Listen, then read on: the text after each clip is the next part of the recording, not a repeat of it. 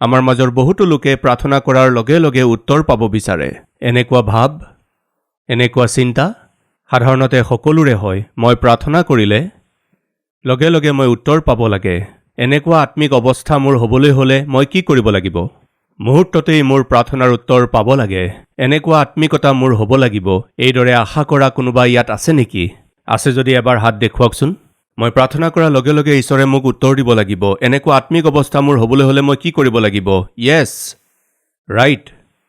বাইবেলত এজন অদ্ভুত আত্মিক ব্যক্তি আছে।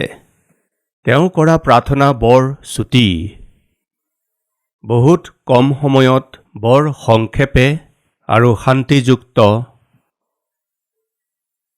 প্ৰাৰ্থনা কৰিছিল, কিন্তু উত্তৰটো বৰ অদ্ভুত। উত্তৰটো বৰ ভাল। চুটিকৈ প্ৰাৰ্থনা কৰিলে ঈশ্বৰে লগে লগে উত্তৰ দিলে কিমান যে ভাল হ'ব, কিন্তু সম্ভৱ জানো? য়েছ, সম্ভৱ। আপুনি কিমান সময় প্ৰাৰ্থনা কৰিলে সেইটো আচল কথা নহয়। কেনেকুৱা মনোভাৱ এটা লৈ প্ৰাৰ্থনা কৰিলে সেইটোহে আচল কথা। আমাৰ মাজৰ কোনোবাই এইদৰে ক'ব পাৰে, সেইকাৰণে ব্ৰাদাৰ মই 1 মিনিটহে প্ৰাৰ্থনা কৰোঁ কাৰণ মোৰ মনোভাৱ বৰ ভাল। এই বুলি ক'লেই সেইটো ইমান ভাল আত্মিক সমাধান নহয়। ইয়াৰ কাৰণ কি? সেই বিষয়ে বহলাই ক'বলৈ চেষ্টা কৰিম। এজন ব্যক্তিয়ে বৰ চুটিকৈ প্ৰাৰ্থনা কৰিলে, খুবেই চুটি প্ৰাৰ্থনা কৰিলে, বৰ কম সময়ৰ প্ৰাৰ্থনা কৰিলে, কিন্তু সেই প্ৰাৰ্থনাৰ প্ৰতিফল বৰ অদ্ভুতভাৱে বৰ আশীৰ্বাদদায়ক, বৰ আনন্দদায়ক উত্তৰ আহিল। এই বিষয়টো বাইবেলত আছে, এই ঘটনাটো বাইবেলত ক'ৰবাত আছে। এই সকলোবোৰ প্ৰশ্নৰ উত্তৰ দি আহক আমি সকলোৱে মিলি চাওঁ। হাজাৰ হাজাৰ বছৰ আগতে এখন ৰাজ্যত সংঘটিত হোৱা এটা ঘটনাৰ বিষয়ে মই আপোনালোকক ক'ম। নহিমীয়া 2 অধ্যায় আৰম্ভণিৰ কেইটামান পদ মই আপোনালোকৰ বাবে পঢ়িম। অৰ্তক্ষত্ৰ ৰজাৰ ৰাজত্বৰ 20 বছৰৰ বছৰি নিচান মাহত ৰজাৰ আগত দ্ৰাক্ষাৰস থকাত মই সেই দ্ৰাক্ষাৰস লৈ ৰজাক দিলোঁ। তাৰ আগেয়ে মই তেওঁৰ আগত কেতিয়াও মুখ বিৱৰ্ণ কৰা নাই। তাৰ আগেয়ে মই তেওঁৰ আগত কেতিয়াও ডাল হৈ চিন্তিত হৈ নাছিলোঁ। পাছে ৰজাই মোক সুধিলে, তোৰ নৰিয়া নোহোৱাকৈ মুখ কিয় বিৱৰ্ণ? মনৰ বেজাৰৰ বাহিৰে ইয়াৰ আন একো কাৰণ নাই। তেতিয়া মোৰ অতিশয় ভয় লাগিল। পাছে মই ৰজাক ক'লোঁ, মহাৰাজ চিৰঞ্জীৱী হওক। যি স্থলত মোৰ ওপৰ পিতৃবিলাকৰ মৈদামৰ ঠাই সেই নগৰখন উচ্ছন্ন হৈ পৰি আছে আৰু তাৰ দুৱাৰবোৰ জুইৰে পোৰা হ'ল। এনে স্থলত কিয় মোৰ মুখ বিৱৰ্ণ নহ'ব? তেতিয়া ৰজাই মোক সুধিলে, তই কি ভিক্ষা মাগিছ? তাতে মই স্বৰ্গৰ ঈশ্বৰৰ আগত প্ৰাৰ্থনা কৰি ৰজাক ক'লোঁ। মনোযোগেৰে শুনিব। নহিমীয়া ৰজাৰ অতি বিশ্বাসৰ যোগ্য পানপাত্ৰ ধৰোতা ব্যক্তি আছিল। ৰজাই যদি পানী খাবলৈ বিচাৰে, দ্ৰাক্ষাৰস পান কৰিবলৈ বিচাৰে বা কোনো ফলৰ ৰস পান কৰিব বিচাৰিলে বা আহাৰ খাবলৈ বিচাৰিলে, তাৰ বাবে ৰজাৰ ওচৰত বৰ বিশ্বাসযোগ্য ব্যক্তি এজনক ৰাখে। ব্যক্তিজন বৰ বিশ্বাসযোগ্য হ'ব লাগে। কেতিয়াবা ৰজাৰ কিবা কথাত উগুল থুগুল লাগিলে তেওঁ ৰজাক পৰামৰ্শ দিব পৰা এজন বৰ ভাল জ্ঞানী লোকো হ'ব লাগে। কেতিয়াবা খোৱা বোৱাৰ ক্ষেত্ৰত কিবা সন্দেহ হ'লে ৰজাক পান কৰিবলৈ দিয়া বস্তুটো প্ৰথমতে তেওঁ নিজে পান কৰি চাব লাগে। সকলো ঠিকে থাকিলেও ৰজাই প্ৰথমে তেওঁক পান কৰিবলৈ দিব লাগে। ৰজাৰ পাত্ৰতেই দিয়া নাযায়। ৰজাৰ সুকীয়া পাত্ৰত দ্ৰাক্ষাৰসেই হওক বা পানীয়ে হওক দিয়া হয়। তাৰমানে ৰজাৰ প্ৰতি বৰ প্ৰেম, ভৰসা, সন্মান, আদৰ এই সকলো যাৰ অন্তৰত থাকে, সেই ব্যক্তিজনকেই ৰজাৰ পানপাত্ৰ ধৰোতা হিচাপে নিযুক্ত কৰা হয়।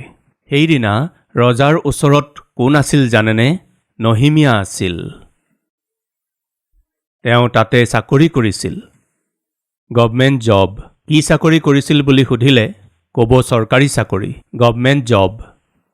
তেওঁ এজন চৰকাৰী চাকৰিয়াল আছিল, এটা স্থায়ী চাকৰি আছিল। ৰজাৰ ওচৰত থকা লোক হিচাপে তেওঁৰ একো অভাৱ নাছিল। তেওঁৰ যদি কিবা কাম থাকে ৰজাক কৈ দিলেই সেই কাম হৈ যায়। বহু সময়ত ৰজাৰ ওচৰত থাকি ভোজনৰ ব্যৱস্থা কৰা ব্যক্তিজন বৰ প্ৰভাৱশালী হয়। যদি হঠাতে ৰজাক কিবা ক'ব লগা হয়, সেই কামটো অকণমান চাবাচোন, সেই মানুহজনক এইটো ক'বাচোন, এইদৰে ৰজাই তেওঁক ক'ব পৰা এটা স্থানত তেওঁ থাকে। আৰু কেতিয়াবা সেই ব্যক্তিজনে যদি ৰজাক কিবা কয়, তেতিয়া ৰজায়ো যাতে সেই ব্যক্তিজনৰ কথা শুনে, তেনেকুৱা সুযোগ থাকে। নহিমিয়াই এটা স্থায়ী চৰকাৰী চাকৰিত থাকি ৰজাৰ ওচৰত অতি বিশ্বাসযোগ্য ৰূপে সুনাম অৰ্জন কৰি থকা সময়ত ৰজাই দ্ৰাক্ষাৰস পান কৰিব লাগে বুলি ভবাৰ সময়ত তেওঁ যুগুত আছিল। কোন? নহিমিয়া। নহিমিয়াই যেতিয়া দ্ৰাক্ষাৰস হাতত লৈ ৰজাক দিলে, এটা বৰ সুন্দৰ কথা কি জানেনে? তাৰ আগতে কেতিয়াও মই নিজৰ চাকৰিত বিবৰ্ণ মুখেৰে সৈতে দেখা দিয়া নাছিলোঁ। কেতিয়াও। আপুনি যদি খ্ৰীষ্টীয় কৰ্মচাৰী হয়, খ্ৰীষ্টীয় এমপ্লয়ী হয়, যদি আপুনি কেনেকৈ চাকৰি কৰিব লাগে, কেনেকৈ থাকিব লাগে, নহিমিয়াই এটা মডেল, এক আৰ্হি দেখুৱাইছে। কি হয় সেই মডেল আৰ্হি? নহিমিয়াই সদায় চাকৰিলৈ ওলাই যাওঁতে মুখখন বিবৰ্ণ কৰা, তলমুখ কৰি থকা, নাইবা মুখখন নিৰাশ যেন হৈ থকা, মুখখন খঙত ৰঙা পৰি থকা, নাইবা ডাল হৈ দেখুওৱা, ভাগৰুৱা যেন দেখুওৱা। নহিমিয়াৰ চাকৰি কালৰ ইতিহাসত এনেকুৱা কেতিয়াও হোৱা নাছিল। নহিমিয়াই যেতিয়াই কামলৈ ওলাই যায়, তেওঁৰ মুখখন হৰ্ষিত হৈ আছিল। তেওঁৰ মুখখন প্লেজেণ্ট হৈ থাকিছিল, শান্তিত থাকিছিল। তেওঁৰ মুখখন বৰ শান্তিত থাকিছিল আৰু আনন্দিত হৈ থাকিছিল। সন্মুখৰ মানুহে দেখিলে তেওঁ সন্মুখৰ ব্যক্তিসকলক যিকোনো প্ৰকাৰে প্ৰভাৱ পেলাইছিল। অনুগ্ৰহ কৰি মন কৰিব, সদায় কান্দি থকা লোকক কোনেও চাকৰিত নাৰাখে। সদায় আশে-পাশে থকা লোকসকলৰ ওপৰত খেংখেঙাই থকা, খং কৰি থকা, বিৰক্ত হৈ থকা, চিঞৰ বাখৰ হুলস্থুল কৰি থকা লোকক কোনেও পচন্দ নকৰে। যদি এনেকুৱা বেয়া লক্ষণবোৰ আমাৰ মাজৰ কাৰোবাৰ আছে, অনুগ্ৰহ কৰি সলনি কৰিলে ভাল। যেতিয়াই দেখিব কান্দি থকা মুখ, যেতিয়াই দেখিব নিৰাশাৰে ভৰা, যেতিয়াই দেখিব টোপনিয়াই থাকে। আপুনি দেখিছেনে কিছুমান মানুহ এনেকুৱা যে দুপৰীয়া 12 বজাতো তেওঁলোকে টোপনিয়াই থাকে। কিছুমানৰ মুখ আকৌ উফন্দি থাকে। উফন্দি থকা মানে ভালকৈ শুলে মুখখন কেনেকুৱা হ'ব কওকচোন? গাল মুখ ফুলি থাকে। এনেকুৱা বেলেগ বেলেগ মুখ থাকে। ৰজাই নহিমিয়াক দেখি ক'লে, নহিমিয়া, মোৰ আগত তোমাক কেতিয়াও বিবৰ্ণ মুখেৰে দেখা নাছিলোঁ। এক অদ্ভুত সাক্ষ্য। মোৰ সন্মুখত তোমাক কেতিয়াও বিবৰ্ণ দেখা নাই। আজি কি হ'ল? কাৰণ কি? প্ৰিয় ভাই ভনীসকল, কিছুমান লোকে ইচ্ছাকৃতভাৱে কান্দি থকা নিচিনা মুখ দেখুৱাই থাকে। তেওঁলোকে সদায় যেন কিবা হেৰুৱাই পেলালে তেনেকুৱা দেখুৱায়। হয়তো বহু দিনৰ আগতে মই কৈছিলোঁ, কিন্তু আকৌ এবাৰ মই সোঁৱৰাই দিছোঁ। এবাৰ এগৰাকী মহিলাই বাছেৰে যাত্ৰা কৰি থাকোঁতে তেওঁৰ কাষতে বহা মহিলাগৰাকীক বাৰে বাৰে চাই আছিল। এই কাষতে বহা মহিলাগৰাকীয়ে সেই কাষত বহা মহিলাগৰাকীক বাৰে বাৰে চাই আছিল যদিও সিটোফালে বহি থকা মহিলাগৰাকীয়ে ইটোফালে বহি থকা মহিলাগৰাকীক চোৱা নাছিল। এওঁ বেলেগ কিবা চাই আছিল। এইদৰে বাৰে বাৰে চোৱাৰ পাছত তেওঁ মাতি ক'লে, শুনকচোন। এইদৰে মাতোতে অন্য ভাৱত বিভোৰ কাষৰ মহিলাগৰাকীয়ে ক'লে, কি হ'ল? তেতিয়া তেওঁ ক'লে, একো নাই। আপুনি খ্ৰীষ্টিয়ান নেকি?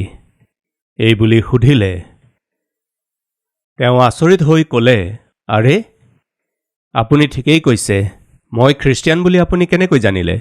তেতিয়া কাষৰ মহিলাগৰাকীয়ে ক'লে, নাই, এনেই। নাজানো কিয় কিছুমান খ্ৰীষ্টিয়ান মানুহে যেতিয়াই দেখোঁ অনবৰতে কিবা হেৰুৱাই পেলোৱা নিচিনাকৈ থাকে। ইফালে সিফালে কিবা চায়েই থাকে, যেন কিবা হেৰুৱাই পেলালে তাকে ভাবি অনবৰতে নিৰাশ হৈ থাকে। আপোনাৰ মুখখন দেখি সেই গোটৰ মাজৰে নিচিনা এজন লাগিল। কোনটো গোট? নিৰাশাত থকা লোকসকলৰ গোট। সকলো নহয় প্ৰিয়সকল, কিছুমান লোক। ইয়াকেহে সকলোকে দেখুৱাব লাগে নেকি? সকলোৰে আগত ইয়াকেহে প্ৰকাশ কৰিব লাগে নেকি? চাকৰি কৰি থকা ভাই ভনীসকল, আপুনি চাকৰি কৰি থকা স্থানত যেতিয়াই আপোনাক দেখা যায় এটা প্ৰশ্ন জাগিব লাগে। এওঁ সদায় আনন্দিত হৈ থাকে, কাৰণটো কি? সদায় বৰ আনন্দিত হৈ থাকে, কাৰণটো কি? সদায় বৰ শান্তিত থাকে, কাৰণটো কি? চিন্তাত থকাৰ নিচিনাকৈ, ঘামি জামি যোৱাৰ নিচিনাকৈ, কিবা হানি হৈ যোৱাৰ নিচিনাকৈ তেনেকুৱা ব্যাকুল অৱস্থাত দেখা নাযায়। ইয়াৰ কাৰণ কি? এইদৰে আপোনাক মোক দেখি আমাৰ আশে পাশে থকা লোকসকলে যদি কয় কিমান যে ভাল কথা। নহিমিয়াই নিজৰ জীৱনত নিজৰ মনৰ নিজৰ হৃদয়ৰ বেদনাবোৰ কি আন কাকো কোৱা নাছিল, কিন্তু ৰজাই বুজি পালে। ৰজাই বুজি পাই গ'ল। কেতিয়াও ডাল হৈ নথকা নহিমিয়া, কেতিয়াও চিন্তাত নথকা নহিমিয়া চিন্তাত আছে যদি তেন্তে নিশ্চয় বৰ গভীৰ সমস্যা হ'ব। কিবা নহয় কিবা জটিল সমস্যা হৈছে চাগৈ, নহ'লেতো সৰু সৰু কথাত আচলতে নহিমিয়াই মন মাৰি নাথাকে। সৰু সৰু কথাৰ কাৰণে নহিমিয়া অশান্তিত নাথাকে। আমাৰ মাজত কিছুমান মহান লোক থাকে, সৰু সৰু কথা কিছুমানৰ কাৰণে নিজৰ শান্তি হেৰুৱাই পেলায়। সৰু সৰু বস্তু কিছুমানৰ কাৰণে নিজৰ শান্তি হেৰুৱাই পেলায়। শান্তি হেৰুৱাই পেলোৱা লোক, নিজৰ পৰিয়ালক টুকুৰা টুকুৰ কৰি পেলোৱা লোক,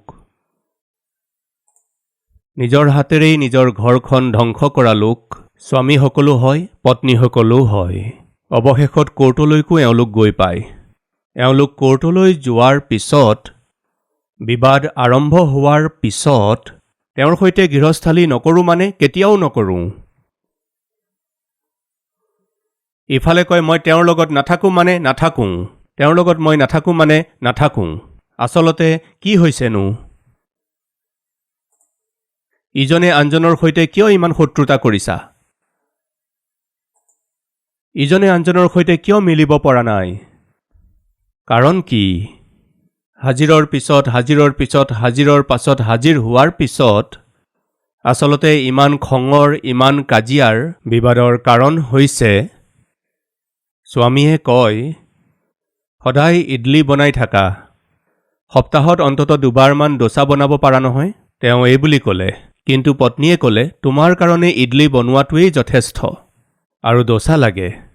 ভুলতে এখন ডোচা যদি বনায়ো দিওঁ, পিঁয়াজ দিয়া বনাব পাৰিবা নহয়, মছলা দিয়া বনাব পাৰিবা নহয়, উপমা দিয়া ডোচা এখন বনাব পাৰিবা নহয়। বেলেগ বেলেগ ভাও দেখুৱাবা, কিন্তু ইডলি বনোৱাটো সলনি কৰি দিলেই সমস্যাটো শেষ হৈ যায়। সেয়াই কাজিয়াৰ কাৰণ।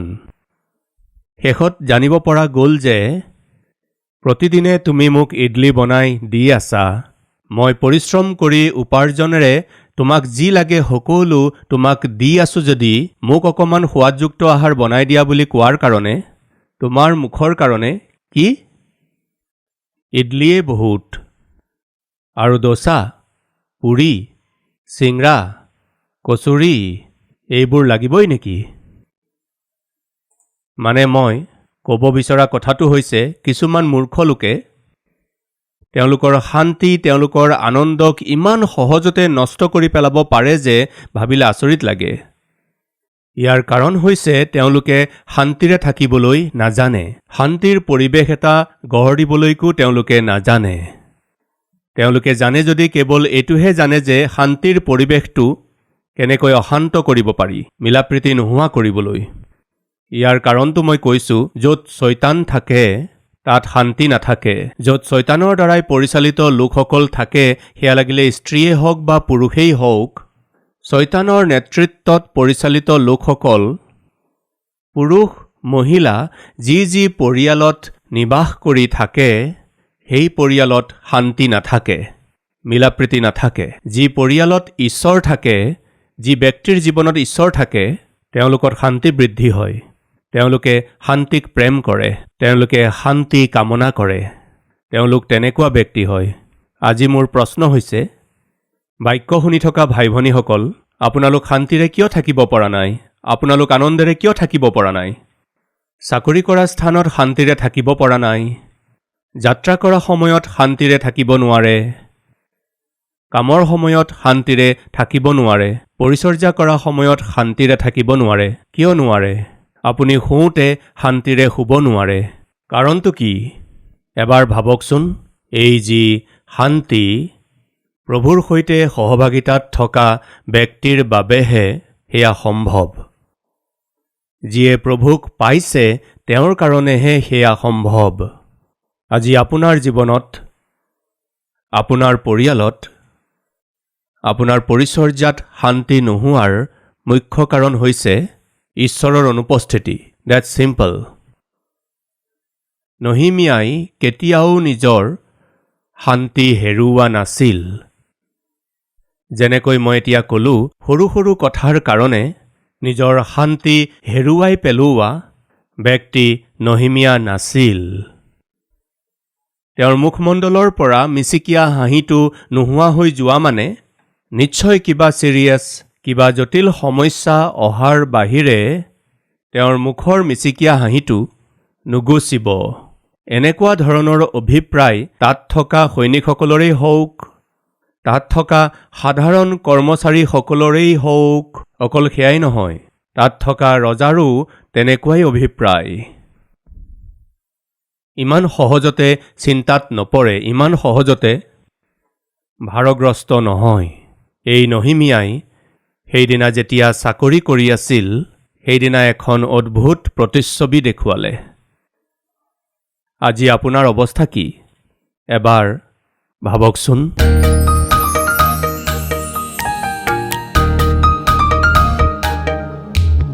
মহান, পবিত্ৰ, প্ৰেমময় পিতৃ ঈশ্বৰ, বৰ পোনপটীয়া আৰু স্পষ্টকৈ আপোনাৰ বাক্যেৰে আমাক কথা ক'লে। নহিমিয়াৰ মন আপুনি জানে। সেই মন যে বেজাৰত আছিল আৰু সেই বেজাৰৰ কাৰণো আপুনি জানে। সেই বেদনা আৰু দুখৰ কাৰণ আত্মিক আছিল। দায়িত্ব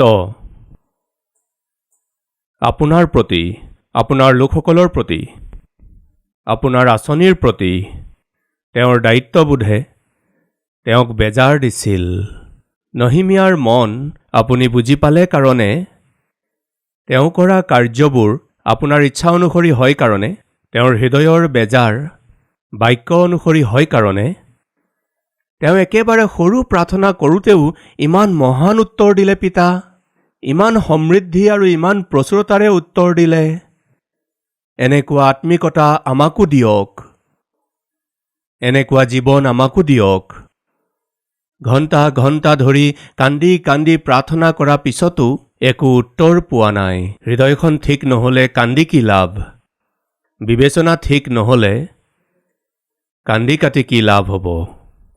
তেওঁলোকে ক্ৰন্দন কৰিব, হিয়া ভুকুৱাব, কান্দি কান্দি মোৰ বেদীটো তেওঁলোকে ভিজাই পেলাব। তথাপিতো তেওঁলোকৰ প্ৰাৰ্থনা, তেওঁলোকৰ চকুপানীবোৰলৈ মই ঘৃণা কৰোঁ।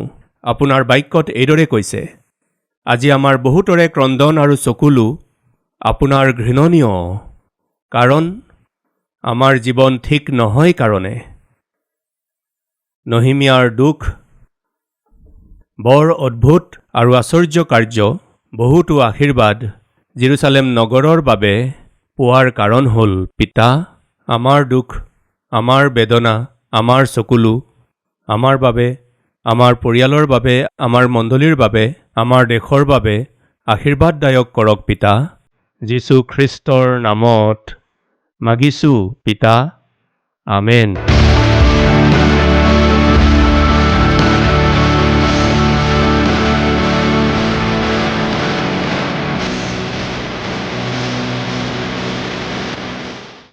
हमारा address Calvary, post box number 30, Kukatpally, Hyderabad 72।